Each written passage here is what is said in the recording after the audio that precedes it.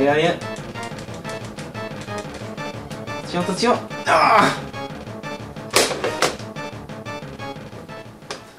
Oh, hi. I'm RetroMike, and I want to clarify this. I'm not a fan of the RPG genre. But don't get me wrong, I'm not talking about the action RPG games, like, for example, The Legend of Zelda: A Link to the Past, one of my favorite SNES games. Actually, I'm talking about RPG games kinda like Mystic Quest on the same console, where you can attack only one at a time. You see, I prefer real-time action games, where you don't have to stop suddenly in a battle and wait your turn to attack. It's so cool to be able to dodge, move wherever you want, and counter-attack immediately. And most of all, in those games, no more this random and annoying missed message. Yeah, I wasn't a fan. Until I played this game called Chrono Trigger on the SNES. What an awesome game! It was developed in 1995 by Square, the same guys who created the Final Fantasy series. The only problem, this game never came out in Europe. At least until 2009 with the Nintendo DS port. Why? Well, certainly for this reason. But now, fortunately, for French people like me, a SNES ROM has been translated by the Terminus team. And what a great translation! Even the sprite has been translated. Anyway, I'm going to play to this translated ROM with my Neo Mid card. This can play almost the entire library of the Super Nintendo with a SD card. Incredible, isn't it?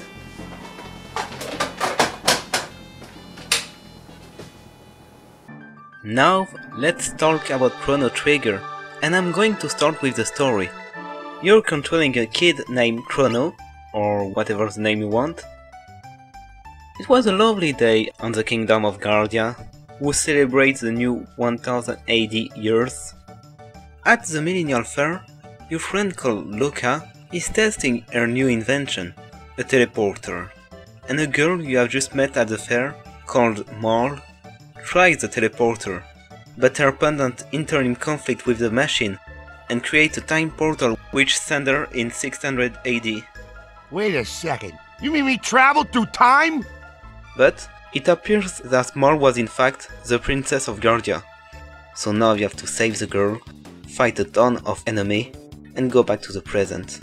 But because of the resemblance with her ancestor, the king mistook Marl for his wife. Unfortunately, it appears that the real queen has been kidnapped by some monster, and because the king stopped his research for her, it has created a time paradox and forced Marl to disappear off the face of the earth.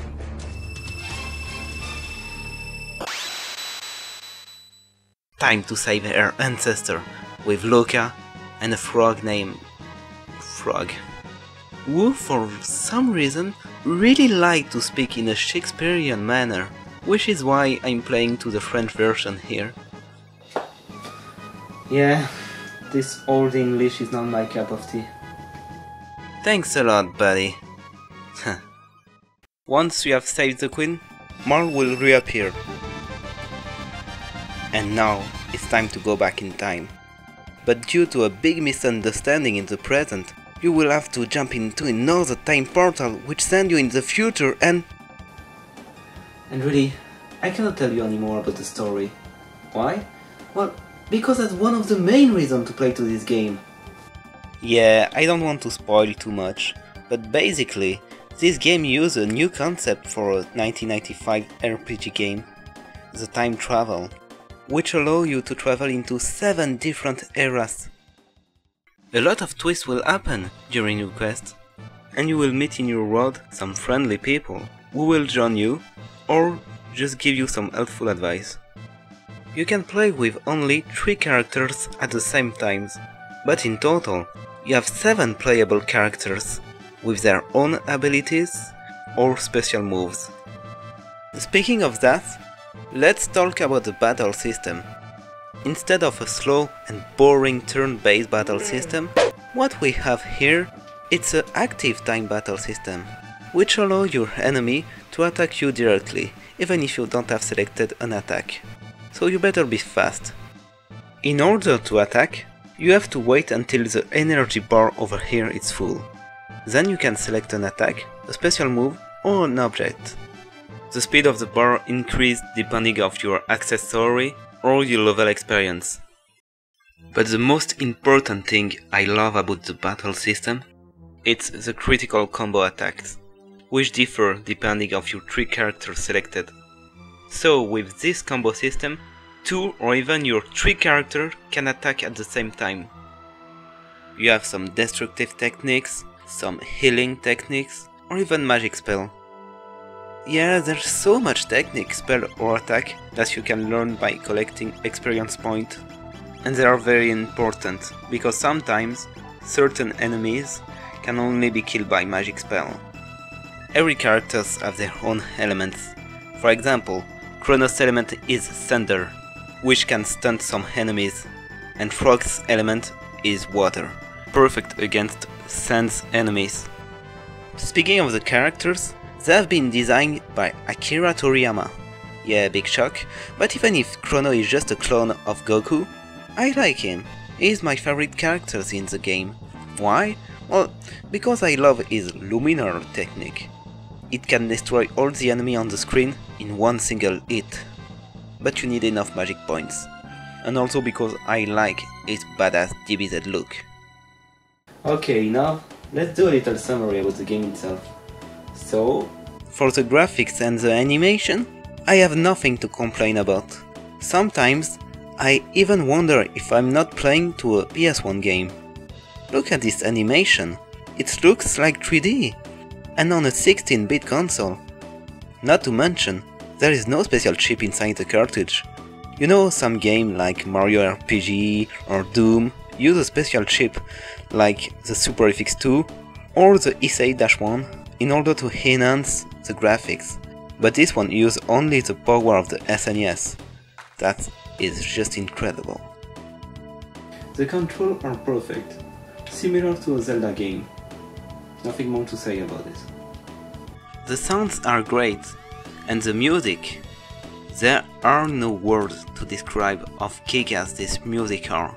I have even uploaded the entire soundtrack in my cell phone. That's how good they are. For the game length, well, it's a pretty long quest. Like I said, you will have to visit a lot of different areas, and even then there are plenty of sub-quests or mini-games to do. And when you think you have finally completed the game, it's not over, my friend. Really? Now, you have unlocked the New Game Plus mod, which allows you to start the game from the beginning, with all your items and even all your experience points. But most of all, this mod will allow you to finish the game in 11 different ways. 11? Yes, you have a total of 11 endings, depending on your choice of the character you have used during your quest, or the way you have killed the last boss, and so on and so forth. But during the sub-quest, there's so much to discover about the characters, about their backstories, about their fates, which really expands the game length and even the replay value. But even if the replay value is high, when you have completed the game 7 times, like I did, you really start to get bored about the battle on this game. Because even if you can dodge some enemies, some battles are mandatory. I'm not complaining about the challenge, that was cool at first, with a low experience level. But I'm complaining about the fact that now it's just too redundant and easy. Honestly, with my high experience level, all I have to do is push the turbo button, and that's it. But other than that, the game is really good. There is also a PS1 port. I never played, but from what I can read on the web, this port sucks because of the loading time. But it features some impressive animated cutscenes. I know there is also a sequel on the PS1 called Chrono Cross, but unfortunately for me, I don't have a PlayStation anymore.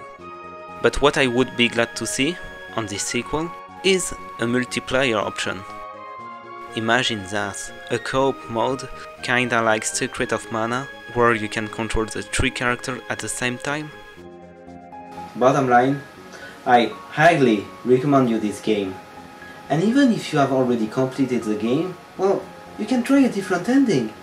And even if you can find a cartridge of the game, well, try an emulator. Seriously, if a guy who usually doesn't like RPG game tell you that, I think that means a lot. Well, 4 endings left to discover for me, so let's play it again.